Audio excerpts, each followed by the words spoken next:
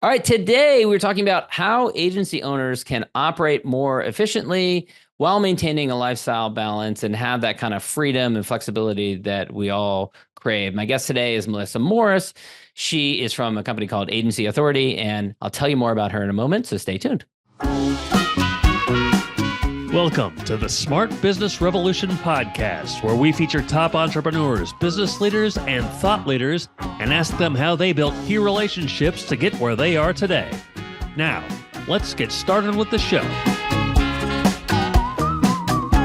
All right, welcome everyone. John Corkin here. I'm the host of this show, and if you've listened to this episode before, listened to this podcast before, that each week I feature smart CEOs, founders, and entrepreneurs of all kinds of companies and agencies. We've had, Netflix, Grubhub, Redfin, Gusto, Kinko's, YPO, EO, Activation Blizzard. Go check out the archives. You can see some of those episodes there. We've also had lots of different digital agency experts on the show: Carl Smith, Jason Swank, David C. Baker, Roger Herney. You can check out those in the archives as well. And that's why I'm really excited to talk with our guest here today. But before we get to that, of course, this episode brought to you by Rise 25, which is our company where we help B2B businesses to get clients, referrals, and strategic partnerships with done-for-you podcasts and content marketing. And you can learn more about what we do in our new tool, Podcast Copilot, at our website, which is rise25.com. All right.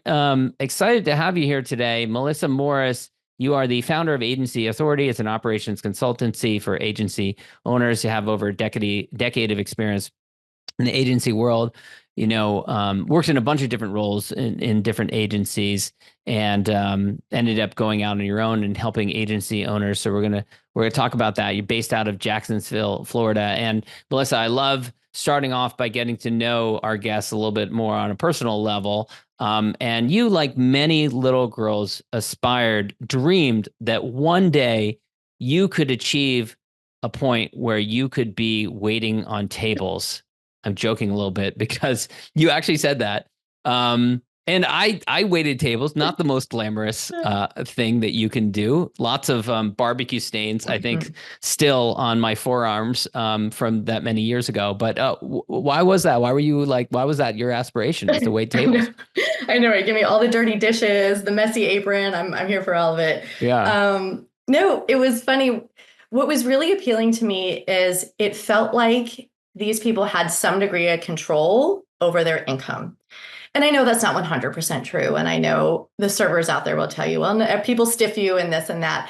But, as young, spirited Melissa, I'm looking and thinking, gosh, if I work hard and I do a good job and I serve extra tables and I give a smile and I do the orders and fill the drinks, I'll get more money. And there was something really powerful about that idea that I could really be in charge quite directly of my income, which I didn't feel like was so much the case, where you go and, you make X number of dollars to fold t-shirts at the Gap or whatever the alternative may be.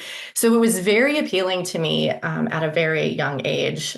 Problem was, no one would hire me. No one would let me wait tables, and I don't know why. It is one of the hardest things to break into. The only reason I broke into it is, first I did delivery driver at this barbecue ribs restaurant. Then I worked my way up to cashier in the delivery driver area. And then only after I'd been there for like a year, then they were willing to train me to be a server. But it's hard to get in there. Yeah, it is. And I was living in the panhandle of Florida near Destin and Fort Walton Beach. So tourism was very, very important. And there were these peak seasons. So some kid who's got no experience, they were not interested. They're like, I need somebody who is invested. I'm like, no, you don't understand. I will do a great job. I will serve some chicken wings. I can do this. And they were like, no. Yeah. Yeah. And it's funny you mentioned folding t-shirts at the Gap, because one of my first jobs after college was folding t-shirts at Abercrombie and Fitch. And you're right that it's not like you can work your butt off and you're going to make more money on that particular shift. You might get promoted, I guess, but you're not making more money on that shift, which can happen if you deliver service with a smile as a server. Mm-hmm. Yeah. Exactly. And so you eventually became a server? No, never achieved your dream. Could never break in. Well, it's not too late. It's dare to dream, right? Dare to dream. Yeah. I'm sorry you never achieved your dream, but you did achieve the dream of working at the Yellow Pages, Oh, yeah. which for all the young people watching this on the TikTok or whatever, what was the Yellow Pages? Explain what that is for us. Yeah, the Yellow Pages, it was this big book and it had all the businesses in the area listed, even residents, and it had their phone numbers and their addresses. And so when you needed to call up an auto repair shop or a salon, you whipped through that book and you looked up their number and you gave them a call. It's And funny. Like I literally explained this to my kids recently, and they're like, "Why? Why did they do a book?" It's like because we didn't have the internet back then. There was no internet. Yeah. I know. I know, just babbled. And so it was my job to literally walk down the street and walk into every business I found and ask them to buy an ad to put into this right. phone book. What did you learn? I love to talk to people that had to do some form of door to door. What did you learn from that experience of having to go cold into these businesses? It was brutal. It was really brutal. So you definitely had to learn to not take it personal, which is very, very hard, but learn not to take it personal. Persistence. There were times where I'd walk in and they'd say no. And I'd walk in a couple weeks later and they'd say, let's talk. And I was like, wait, what? Last week you were kicking me out the door. Yeah. Today you're ready to talk. Follow up, which I know is still great sales advice to this day. Follow up, follow up, follow up. Mm-hmm. So lots of good lessons learned, but it was hard. I'm definitely old enough where I could be out selling Yellow Pages, but I'm young enough where people were like, why are you selling these still? Like you should have been doing something else, or like at the time you were doing it, like, why is this? At the time, it's when that was really starting to decline. It was. How long did you do it for? Gosh, I think I made it 1.5 years. Wow. And were you door to door that whole time? And I was 100% commission. Wow. I had no salary. It was just commission. So how did you like that? Because you said that's what attracted to you, the idea of waiting tables. How did you like being 100% commission? I can tell you, despite being a brand new sales rep, new into the area, I ended fourth in new sales. My fourth in new sales. And what's interesting is I'm not even necessarily super motivated by money. I know lots of people, you dangle a bonus and this is why I wouldn't have been successful long-term in a situation like that. But I liked knowing if I work hard and I show up and I do a good job, my bank account will reflect that. Yeah. And if I cut out and I, mess around for a few days and I get lazy, my bank account reflects that. Yeah. And it's up to me to decide. Yeah. So, what did you bring? You end up going into the world of agencies, and you worked at a number of different boutique agencies. Yeah. What did you bring from that experience to the world of agencies? Yeah, the Yellow Pages was actually how I got my foot in the door at agencies, because when I would go into these businesses and they had an agency or a firm representing them, they would pass me to the agency. So I actually started building rapport with one of these boutique agencies in town. And the persistence and the follow-up, I'd ask them, hey, because I wanted to be in agencies, like that was my goal, but they're really hard to get into, especially I was in a smaller market. Brand new, right? Fresh out of college. And so every time I would meet with them, hey, you guys hiring? No. Okay. Mm-hmm. And then a few months later, guys hiring? Anybody, anything coming up? No.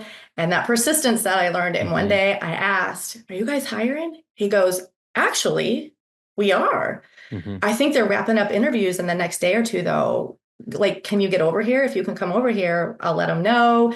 Throw your name in the hat. And I did. Like, I think I drove virtually straight there. Mm-hmm. Swung by the apartment, picked up my resume, drove there, turned it in, had an interview, I think the next day. And within a week, I was hired and in the agency.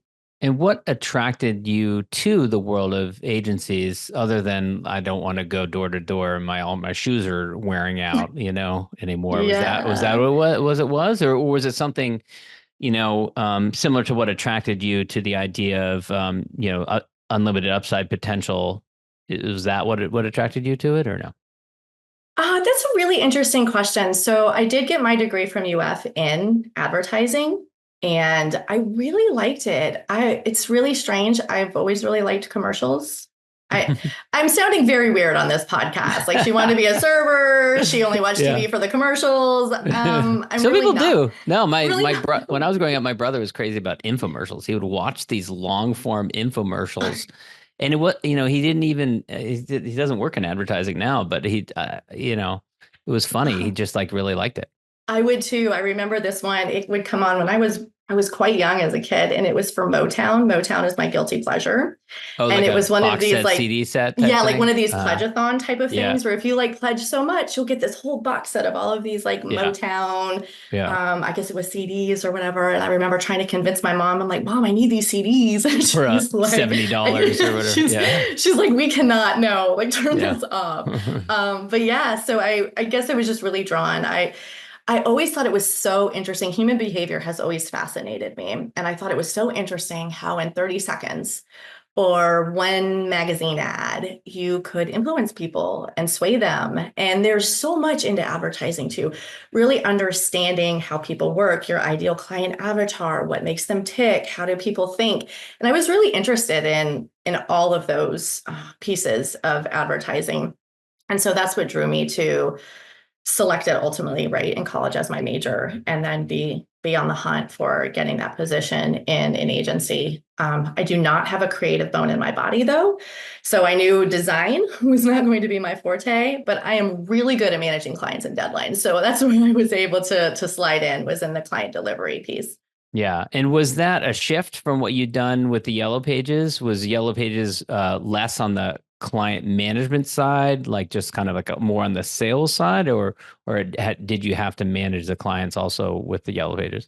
No, so I had a big book of clients. I had a lot of contracts I was responsible for gathering payment on, getting ad work in, but they would literally say, get the ink on the contract and get out.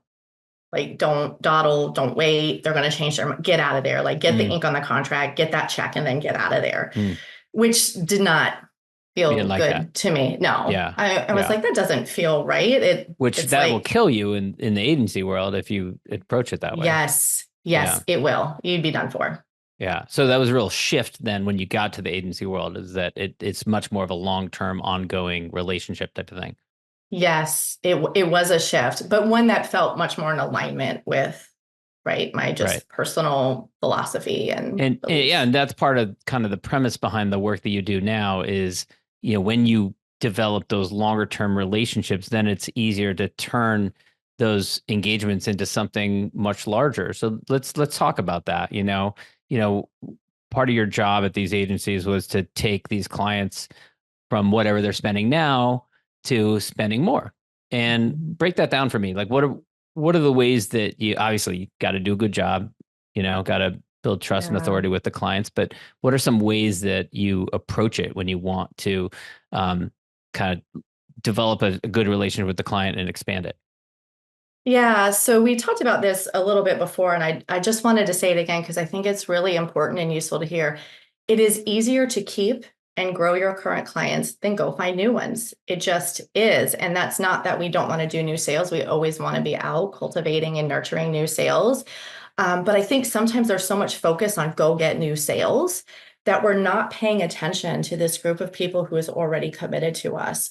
And so working with agency owners and reminding them of the current client base that they do have, how can we continue to extend those relationships? Can we offer contracts that are longer and incentivize that? Can we grow that book of business? So maybe right now we're just handling their social media, but can we also handle their website updates? Or could we do some additional email marketing for them?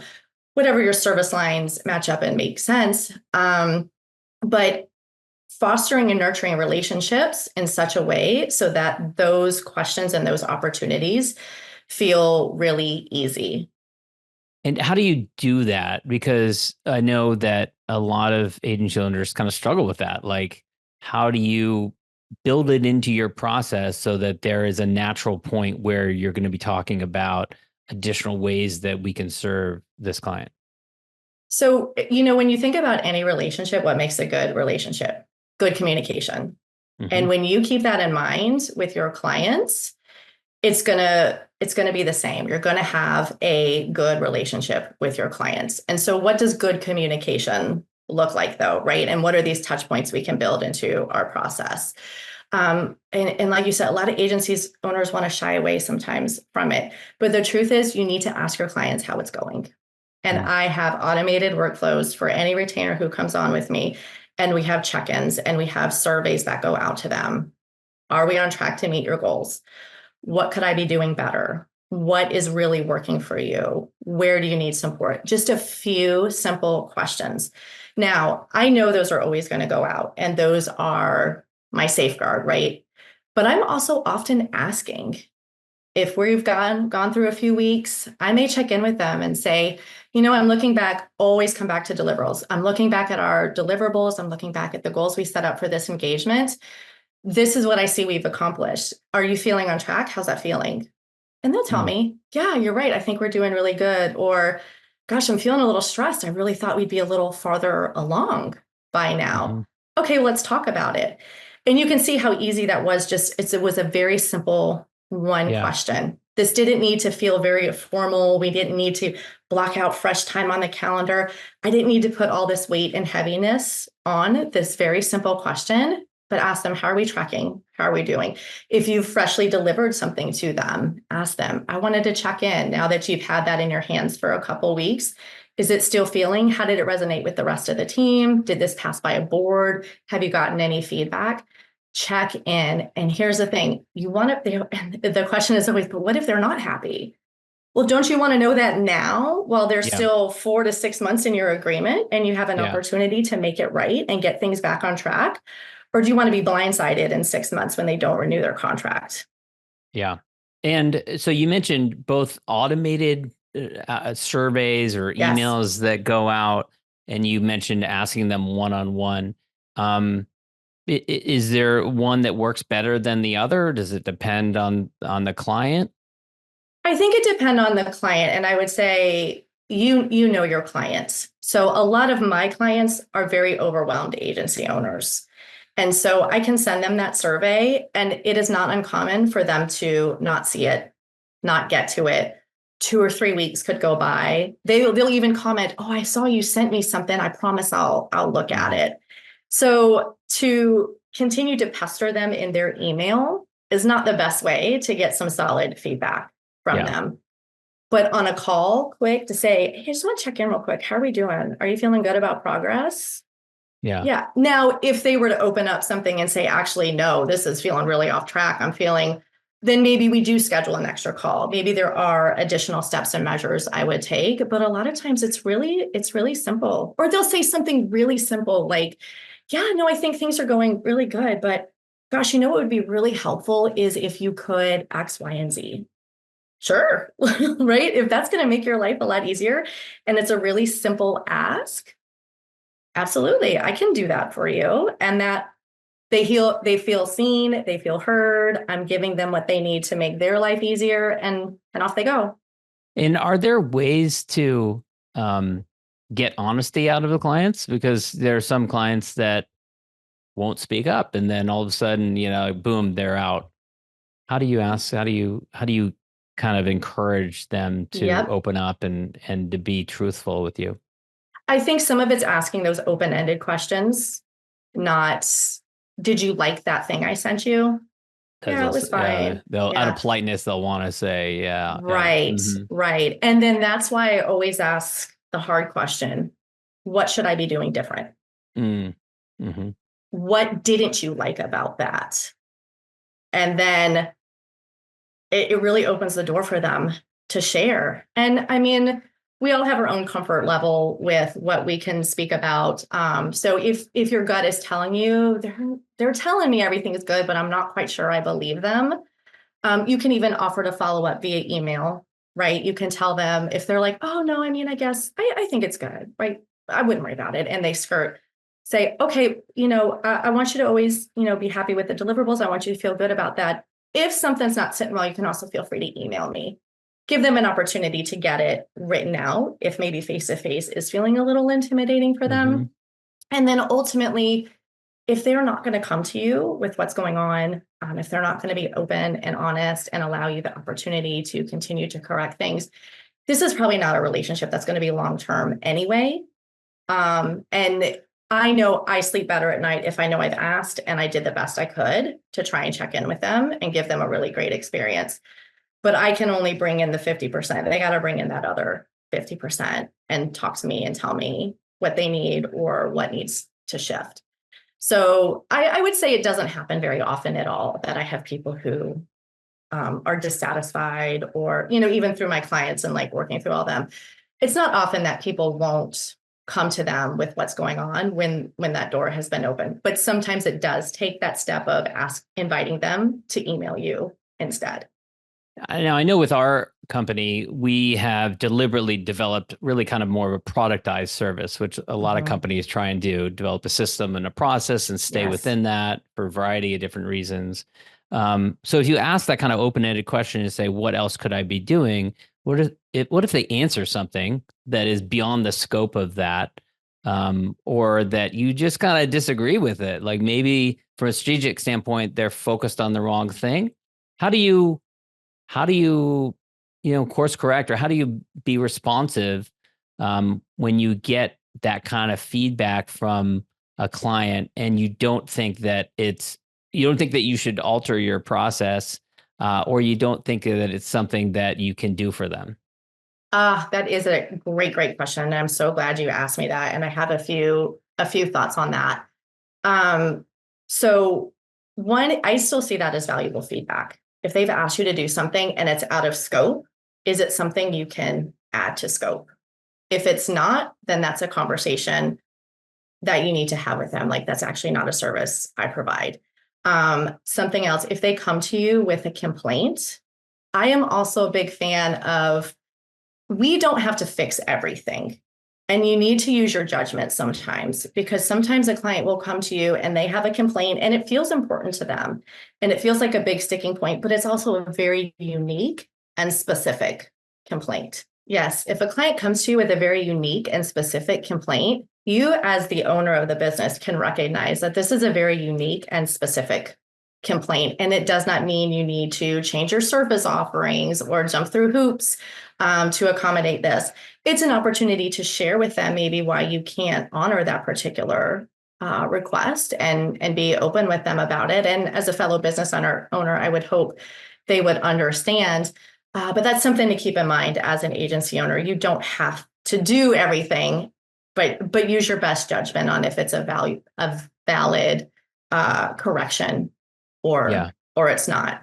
And what's also useful about asking this question is you might start to notice a trend. And if you are asking your clients and they are continuing to ask for something that you haven't previously offered, but maybe you can offer, that's something better. Or maybe you could partner with somebody who offers it.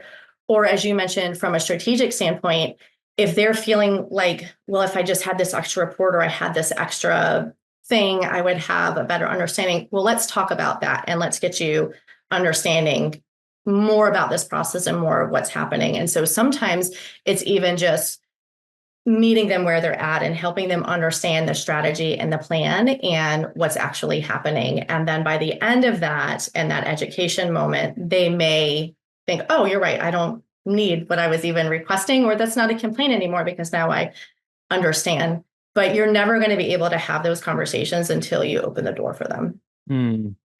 I think this is a good segue because we're talking about what you want your business to be and what you don't want it to be. But I think that's a good segue into how you ended up launching Agency Authority, which was you had a change in family, right? You had your second baby, and you decided that there was a shift at the agency you were working in, and you wanted to more control and more freedom over what you were doing. And that's what led you to go start Agency Authority. And I think that's an important lesson for agency owners out there around deciding what your priorities are, deciding what your business is going to look like, deciding how you're going to serve clients. So just reflect a little bit on that and how that change showed up for you and how you made that decision to start your company. Yeah, so like I had mentioned, I had my second baby, and up until that point, the agency I was working at was not paying me very well. And that's, kind of a stigma sometimes of agencies. And they were, though, giving me a lot of flexibility. They were allowing me, I had an 18-month-old, so I was able to pick her up at 2 o'clock. I could work from home days, and I allowed this poor pay because of all of this flexibility. And then after I had my second baby, there was suddenly shifts going on in that agency, a lot more micromanaging. And this idea of, well, we need you in the office. We need you here. We need to see you all the time. We need you showing up. And I just remember thinking they pulled me into the conference room as I'm coming back from maternity leave, and they've got this big whiteboard up, and they've got like 8 or 10 clients listed, and you're going to manage all these clients, and this is what you're going to be responsible for. And I just remember thinking, I know what these clients are paying you. I know what you're paying me. And there's a big disconnect for me on that one. And I remember thinking I could have 3 clients and make just as much money. And so ultimately I just left. It just didn't feel like it made sense. And there were just so many, and it's so interesting too, in reflecting back on this time, this agency had tons of inefficiencies. They were struggling financially, which makes sense. Now they're what so many agencies do. We're going to clamp down, and we're going to micromanage, and you're going to clock in and out for lunch. You're going to be in the office. You're going to do, right, all the things, fill out the reports. And I was like, no. And it got me thinking, and looking back even then, that when your business is really inefficient, things are not streamlined, things are not running smoothly, you're just bleeding money. And then you start to clamp down on your employees, your clients start feeling distressed, and it just like kind of comes out. Like, to bring it full circle to my Yellow Pages days, we could joke that you could see the desperation on someone's face, right? If they'd gone so many days without a sale, you could almost smell it on them. Like they were just so desperate for a sale. And then they'd finally like get the sale, and then they'd be back on track. And I think you can get that same vibe from an agency, and you're putting that out even subconsciously through your body language. And I just realized, I'm like, this isn't what I want to be a part of. And I'm out here. So what motivated the shift? Because then you shifted from, working within a lot of agencies. So you could have maybe started your own agency, hired people within it to work, and you could have been kind of the rainmaker, but you shifted to serving agency owners and helping them. Talk a little bit about that decision. Yeah. So my first step actually was just to be a marketing consultant and start, so to speak, building my own agency. But I was more and more seeing these inefficiencies in small businesses. So for example, I'd ask one of my clients at the time, okay, we're going to do a marketing push. What's your most profitable offer? We don't know. Crickets. I'm like, what do you mean? I'm like, what do you mean you don't know? Right. And I'm thinking, okay, well, how many of these clients can you handle at a time? Like, what if we push this off? How many can you handle at a time? Oh gosh, I don't know. I don't know. And I'm thinking, what? Oh, okay. Well, you've had this project. I keep hearing you talk about this project. When is it done? It was supposed to be done 4 months ago. Why are you still working on it? And so as I'm asking very marketing related questions, I'm uncovering all of these very operational things in these growing businesses. And I said, can we look at that? Can we start talking about that? And I start consulting them and coaching them and training them on those type of things, right? Well, let's rework your package so that you're getting paid. Let's implement a contract that says, if the project extends beyond 30 days of the date, we can charge you a fee. Or if you're not paying me, everything goes on hold. How do we start creating things to protect your business versus you constantly being at the mercy of your clients? And I was getting a lot of success. I was really helping these businesses in this way. And when I first started, I was actually helping a variety of business. I would work with a photography business. I was working with bookkeepers. I was working with all kinds of businesses. But what I found is a lot of agencies and people with this agency model thinking a lot of like digital marketing, even some PR firms. I just so deeply understood their business, their jargon, their needs, their clients, that it was really easy for me to plug in and start getting really big results for them. And so that's where I really started to focus down on agencies. Mm. And we're recording this in the about almost into the fourth quarter of 2024. There's a lot of new technologies that are coming along. A lot of agency owners are really afraid of AI and how that's going to affect their businesses. What do you say to the clients that you worked with? What do you say to agency owners that are, seeing that shift or that are fearful of what's ahead? It's funny you asked that. I was just thinking about this the other day and AI, and the metaphor or like similar thing that was coming up for me is way back in the day, if you called in to a business or the line, you got a person and they'd ask who you need, and then they'd connect you, and then you connect over here and you talked and you used a person the entire time. And it resulted in often like really long wait times. You'd be on hold. I remember my mom sitting, I'm on hold with the bank for, like 40 minutes, and she was just sitting there on hold. And then all of these automated processes started coming out and lots of automated prompts. And now I could easily pay on the phone and click through and hear my balance. And I didn't need to talk to a person. So there was a lot of speed and efficiencies that came from that were really helpful. And even today, it can be oftentimes very helpful to move through that. But there's also times where you pick up that phone and you're like, zero, person, like I need a person. I'm not going to go through a prompt. I need to talk to a human to help me with this. And I think it's very similar. I think businesses can use AI to really gain a lot of efficiencies and really improve customer service in a lot of areas. But I also think there are these areas where I need a person and I need a human. And that's really going to be and that is going to be the fastest and most efficient way to solve my problem, is to be in that human to human engagement. So my advice is to agencies is absolutely start looking into AI, lean into it where it makes sense, see how you can use it to gain efficiencies in your business, but also see where you shine. When am I gonna like be smashing the zero and saying into the autumn person, what are those things? And also really lean into those.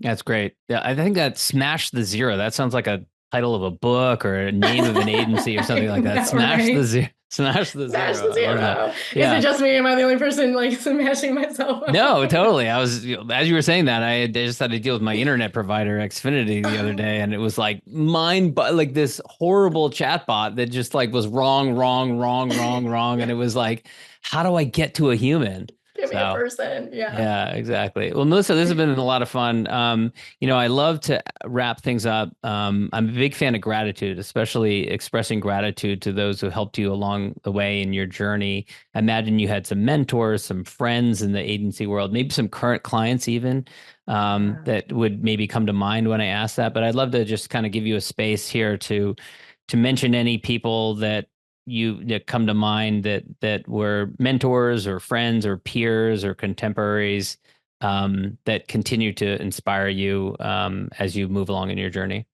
Yeah, I've definitely had a couple of really great coaches along the way that I think have really helped me move the needle forward. Lots of colleagues, like you said, clients, friends. But I think the shout out has to go to my husband.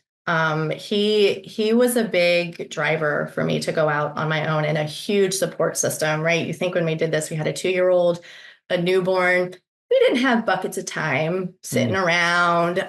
He is an officer in the military, so he has a busy schedule.